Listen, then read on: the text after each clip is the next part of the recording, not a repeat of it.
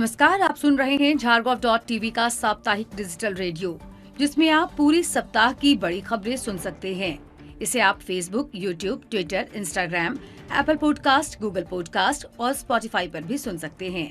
ये रेडियो पर उपलब्ध नहीं है, लेकिन आप अपने कमेंट हमें भेज सकते हैं। सबसे पहले बात करेंगे 8 फरवरी की। केंद्र सरकार की आवासन एवं शहरी कार्य मंत्रालय के सचिव श्री दुर्गा शंकर मिश्रा ने कहा कि रांची में विकसित हो रही स्मार्ट सिटी न केवल रांची के लोगों की जीवन शैली बदल देगी, बल्कि यह शहर प्रदेश के दूसरे शहरों के लिए मॉडल शहर बनेगा। रांची स्मार्ट सिटी परिसर में आधारभूत संरचना और command control and communication centre के निरीक्षण के दौरान केंद्रीय सचिव ने मीडिया से बातचीत के दौरान ये बातें कही। इससे पहले उन्होंने command control and communication centre का निरीक्षण किया और हर पहलुओं की बारीकी से जानकारी ली। वहीं उन्होंने L&T द्वारा विकसित किए जा रहे विश्व स्तरीय आधारभूत संरचना का निरीक्षण किया और पूरी योजना पावर पॉइंट प्रेजेंटेशन भी देखा। इसके साथ ही उन्होंने स्मार्ट सिटी का 3D मॉडल देखा और उस खूबसूरत तस्वीर को अपने मोबाइल फोन में कैप्चर किया। अगली खबर भी 8 फरवरी की है। राज्य के लोगों को स्वास्थ्य की बेहतर सुविधा प्राप्त हो, इसके लिए राज्य सरकार ने छोटे छोटे कदम बढ़ाना शुरू कर दिए हैं। स्वास्थ्य सरकार के लिए प्राथमिकता वाला क्षेत्र है।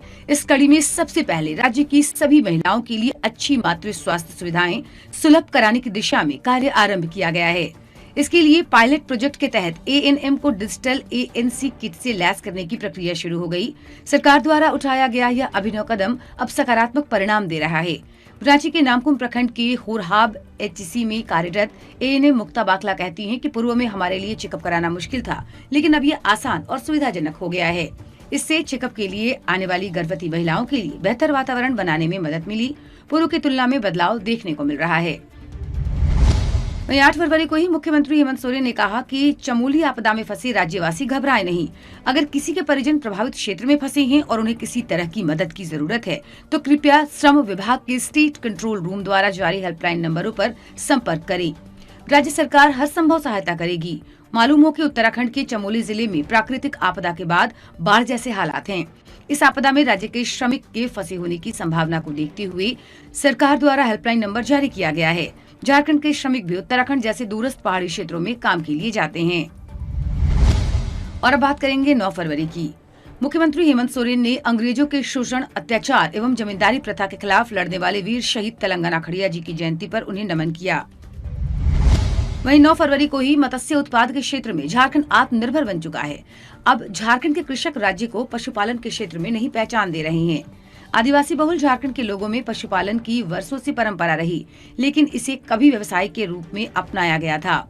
इस पृष्ठभूमि में मुख्यमंत्री हेमंत सोरेन ने मुख्यमंत्री पशुधन विकास योजना का शुभारंभ किया। योजना में पशुपालन को बढ़ावा देने के लिए कई तरह की सुविधाओं और अनुदान के प्रावधानों का समावेश किया गया, ताकि पशुपालन के क्षेत्र में झारखंड और राज्यवासी आगे बढ़ सके। मुख्यमंत्री कहते हैं कि झारखंड के पशुपालकों के लिए उनका पशु ही धन है, जिसे और मजबूती देने की आवश्यकता है। मत्स्य उत्पादन में झारखंड आगे निकल चुका है। आने वाले वर्षों में झारखंड मत्स्य निर्यात राज्यों में शामिल होगा। बात करेंगे 10 फरवरी की। झारखंड की ग्रामीण महिलाएं खेती, पशुपालन एवं कारोबार में भी हाथ आजमाते हुए सफल उद्यमी के रूप में अपनी पहचान बना रही हैं। ग्रामीण विकास विभाग अंतर्गत Jharkhand state livelihood promotion society ऐसी महिलाओं को हर संभव सहायता कर रहा है, जिससे इनका आर्थिक स्वावलंबन सुनिश्चित हो सके। ग्रामीण महिलाओं को सखी मंडल से जोड़कर सशक्त आजीविका उपलब्ध कराने का प्रयास किया जा रहा है। महिलाओं के सशक्तिकरण में सबसे अधिक सहायक क्रेडिट लिंकेज बन रहा है। झारखंड राज्य ग्रामीण आजीविका मिशन के तहत राज्य में अब तक 2.54 लाख सखी मंडल के गठन के जरिए करीब 32 लाख परिवारों को सखी मंडल में जोड़ा गया। करीब 1 लाख सखी मंडलों को 387 करोड़ की राशि सामुदायिक निवेश निधि एवं लाखों सखी मंडलों को कुल 1824 करोड़ की राशि ग्रामीण आजीविका मिशन के क्रेडिट लिंकेज के जरिए बैंकों से उपलब्ध कराया गया। सखी मंडल के जरिए मिलने वाली इन आर्थिक सहायता की मदद से ग्रामीण महिलाएं सफलता के सोपान स्थापित कर रही हैं। बात करेंगे 11 फरवरी की। सरकार की इच्छा शक्ति, जिला प्रशासन तथा विभागों के आपसी तालमेल व सक्रियता से कैसे लोगों की जिंदगी में गुणात्मक परिवर्तन आ सकता है, इसकी बानगी देखनी है तो रांची चले आइए। बालेश्वर गंजू उन विस्थापित परिवारों में एक परिवार है जिनकी जिंदगी कुछ साल पहले तक आसान नहीं थी। सिलोनगोड़ा माइंस परियोजना की वजह से विस्थापित ये परिवार खेतीबाड़ी और मजदूरी कर अपनी आजीविका चला रहा था। अब ये विस्थापित परिवार रांची जिला प्रशासन और मत्स्य विभाग की योजना से जुड़कर मछली पालन कर जीवन को और खुशहाल बना रहा है। अगली खबर भी 11 फरवरी की ही है। राज्य सरकार लाख की खेती को कृषि का दर्जा देगी और इसका न्यूनतम समर्थन मूल्य भी तय करेगी। मुख्यमंत्री हेमंत सोरेन ने प्राकृतिक राल एवं गोल्ड संस्थान नामकुम में आयोजित 2 दिवसीय किसान मेला सह कृषि प्रौद्योगिकी प्रदर्शनी के उद्घाटन समारोह में घोषणा की। मुख्यमंत्री ने कहा कि किसानों को स्वावलंबी और आत्मनिर्भर बनाना सरकार का संकल्प है। इस बाबत कई योजनाएं चलाई जा रही हैं, जिसके जरिए किसानों को अनुदान, ऋण और अन्य जरूरी सुविधाएं उपलब्ध कराई जा रही हैं। सरकार ने हाल ही में मुख्यमंत्री पशुधन योजना करने के साथ किसानों के ऋण को भी माफ कर दिया। किसानों को उनका उचित हक और अधिकार मिले, इसके लिए सरकार सभी संभव कदम उठाएगी। 11 फरवरी को ही मुख्यमंत्री हेमंत सोरेन ने महाधिवक्ता कार्यालय के दूरभाष निर्देशिका का लोकार्पण किया। इस दूरभाष निर्देशिका में सभी सरकारी विभाग, कार्यालयों, संस्थानों और विश्वविद्यालय तथा उनके पदाधिकारियों के दूरभाष और मोबाइल नंबर हैं। इस मौके पर कई लोग उपस्थित थे। अगली खबर 12 फरवरी की है।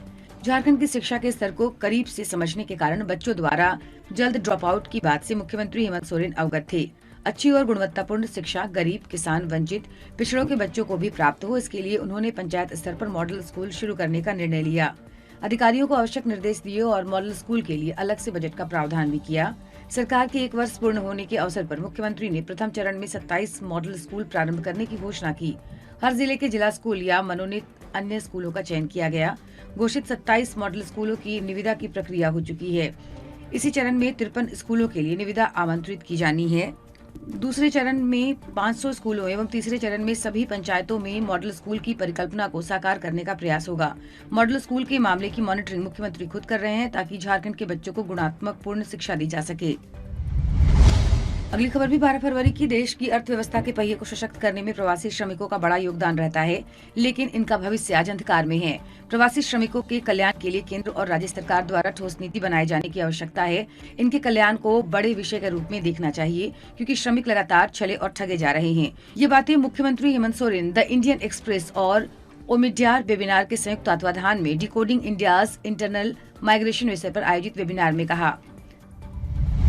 अगली खबर भी 12 फरवरी की है। मुख्यमंत्री हेमंत सोरेन से झारखंड प्रशासनिक सेवा संघ के प्रतिनिधिमंडल ने मुलाकात की। मुख्यमंत्री को प्रतिनिधिमंडल ने अपनी मांगों से संबंधित ज्ञापन सौंपा। इस मौके पर संघ के अध्यक्ष श्री राम कुमार सिन्हा, महासचिव श्री यतीन प्रसाद, उपाध्यक्ष श्री विनाश कुमार सिंह, श्री अरविंद कुमार मिश्र, संयुक्त सचिव श्री मनोहर मरांडी एवं श्रीमती पूनम प्रभा पूर्ति उपस्थित थी।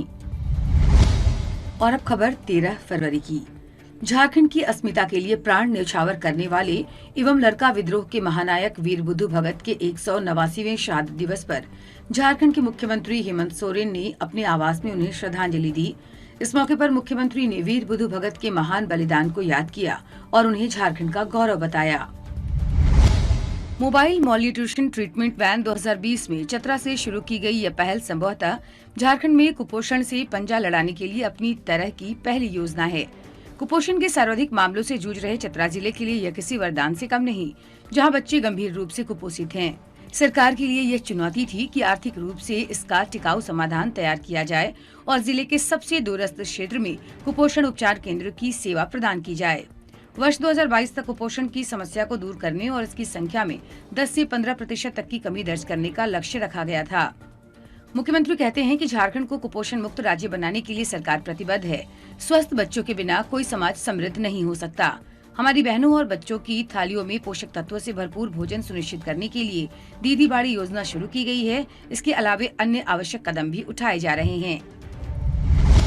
पल पल बदलती खबरों के लिए सुनते रहिए झारखंड.tv का साप्ताहिक बुलेटिन। नमस्कार।